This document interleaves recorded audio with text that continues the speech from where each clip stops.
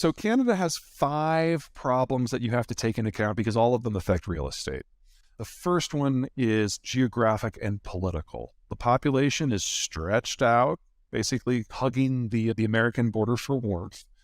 And because of the way that Canada was formed as a codominium of Anglos in Ontario and Quebecois in Quebec, you have made the decision very early on in your process that the provinces have immense power vis-a-vis the central government.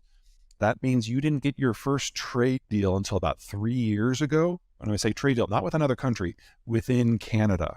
So internal barriers to trade remain immense, and almost every province in the Canadian system, as this graphic shows, has a greater an economic relationship south with the United States than it does with their own co-nationals.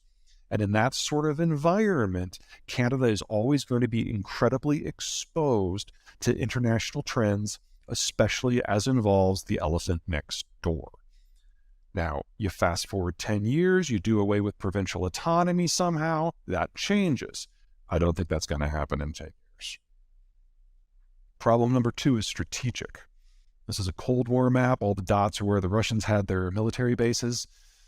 During the Cold War, Canada was in a privileged position. Now, the United States had created globalization in order to build an alliance to fight the Soviets. And whenever we tried to get a trade relationship with other countries, we always had to give in a little bit because we got full security control as a result. So that was the guns for butter trade that defined the Cold War and American strategic policy. Now, Canada, because it's on the flight path for the missiles from the Soviet Union to the United States, could have been a security free rider. You could have been neutral. To your credit, you chose not to. In fact, to your credit, the Canadians were always the first ones for any fight. If they saw a crisis in the world, they'd pick up the phone, they'd call the president, and the first words the Canadian Prime Minister always said is, "We see what's happening, we're here, how can we help?" And that made Canada our fastest friend. But you weren't dumb about it. The next words out of the Canadians' mouth after all the security details were worked out, be like, "We would really appreciate a little bit more market access for Quebecois cheese or Ontarian spark plugs," or whatever it happened to be, softwood timber, if you will. On over 70 different occasions, Canada carved little melon scoop exemptions out of American trade law, and all of those were folded into NAFTA 1. And that's how things lasted until this guy came along. We've been moving away from the globalist approach in the United States for some time, but Donald Trump was the first one to make it the centerpiece of his foreign policy. And he loved Trudeau because Trudeau was perceived around the world as the only world leader that Donald Trump was smarter than.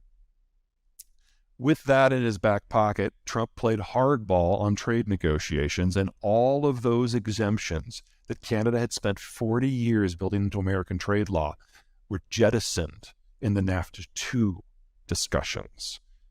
The only reason that there's even an adjudication function in there isn't because of Canada, it's because Nancy Pelosi put it in at the last second within the US House. Now, as we all know, Justin Trudeau is not the brainchild that is running Canada. That would be Christina Freeland. And at the time that Trump was president, became president, she was your trade negotiator and ultimately your foreign minister.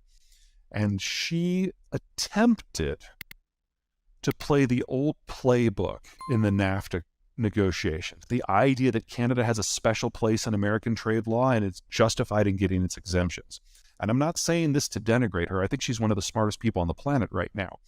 But her first week on the job was Trump's first week on the job. And she was handed a playbook that became obsolete the day she took her office. And so she was pushing for things into NAFTA 2 that the United States had no interest in on labor, on environmental regulations. And at the end of the day, the Americans got sick of it and cut a bilateral deal with the Mexicans to cut Canada out of NAFTA completely. And this is the photo from the stage when she found out. The Mexican and the American negotiators didn't tell her ahead of time. And after this meeting, she was simply told, the United States is going to proceed with this in 8 days with the Mexicans. You have 8 days to accept the original terms. If you don't, fine, you're on your own. 7 days later, Justin Trudeau signed, and we got NAFTA too. Problem number 3, geography. What you're looking at here is not a population density map. It is a spatial expansion map. So cities that are in green or blue are not very physically constrained. They can expand in almost all directions. That keeps development costs low. Cities that are in red and orange have difficulty. Maybe they have an ocean or a mountain or a national park or some sort of protected wetlands or something. They can't physically expand very easily. And so their internal land costs tend to be very high. That makes for expensive housing. We've got 3 trends that are going on in Anglo-America right now, same on both sides of the border. Number 1, because of COVID, not a lot of people want to be reliant on public transport. Cities with a circle can't function without city transport, so people are moving out. Number 2, the baby boomers on both sides of the border want to move somewhere warm. They don't want to shovel snow in February. They're moving south, or in the case of Canada, west. And then third, the millennials are coming of age, they're raising families, and they want to be in a place where they can have a backyard. They have to move to a place where land costs are lower. So we're seeing people moving out of the coastal cities, and that's on both sides of the border, into the interior, as specifically in the American South, Southwest, and West. You guys don't have a lot of room. I know that Canada is a freaking huge country, but if you start preferencing away from Vancouver and Montreal and Toronto, there aren't a lot of other options. And so you're seeing significant distortions across your entire labor structure. Fourth, demographics. Here's your provincial demographics as of a couple of years ago. You'll notice a couple things about Ontario, Quebec, and BC. You guys have, for the most part, stopped having kids a while ago. You are rapidly aging. Not into obsolescence, we're not there yet. But in this decade, that big bulge of people in their 50s will have moved into their 60s. And then the economic case for the 3 biggest Canadian provinces, it's very, very difficult because you're going to have to tax your young people in order to support your retirees.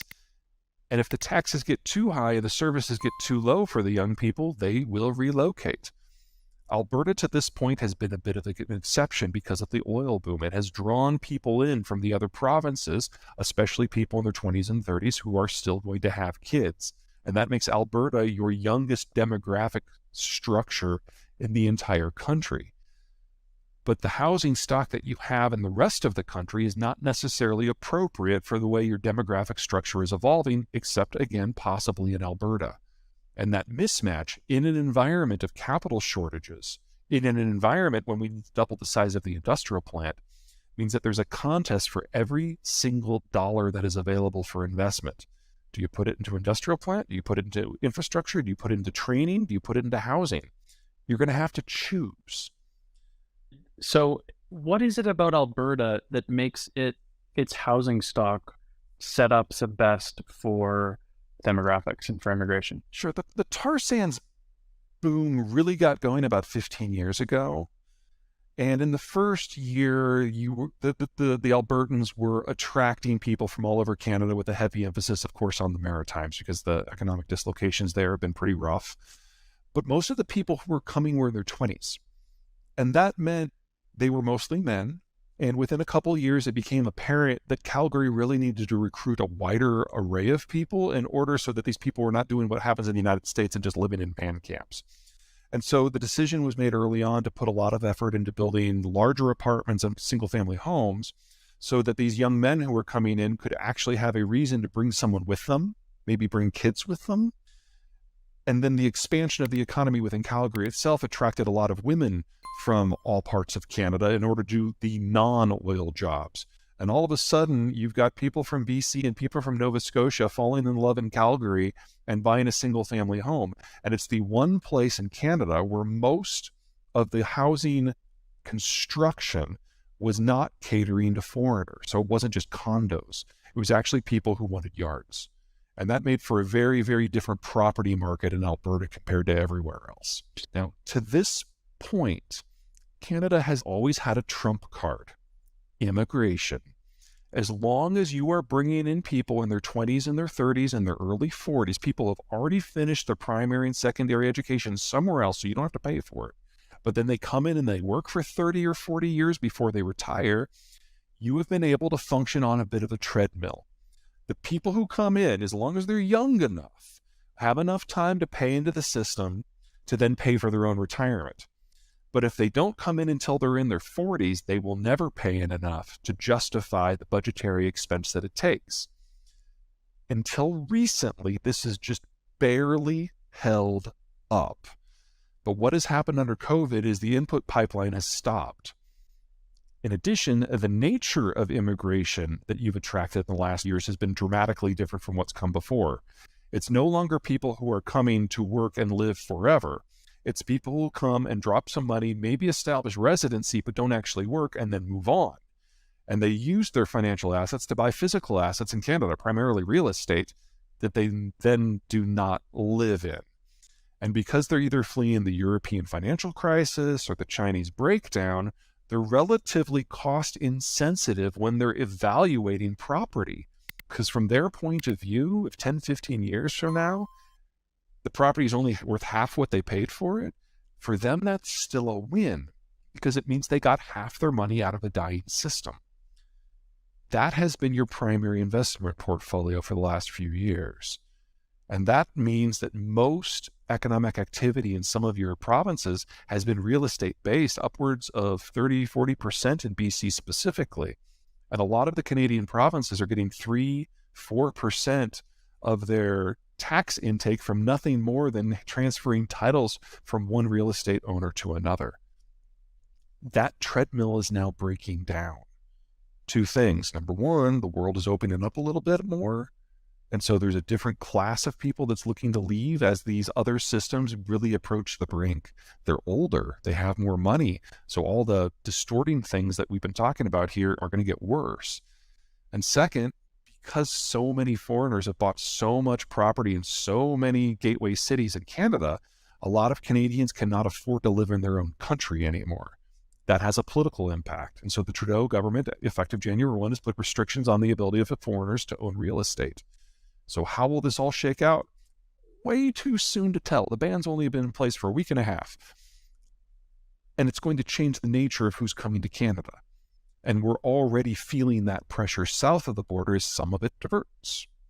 As a rule, all else being equal, most foreigners would rather be in Canada than the United States. It's considered more politically friendly. Or it was until January 1. And now the economic issue really, really, really matters.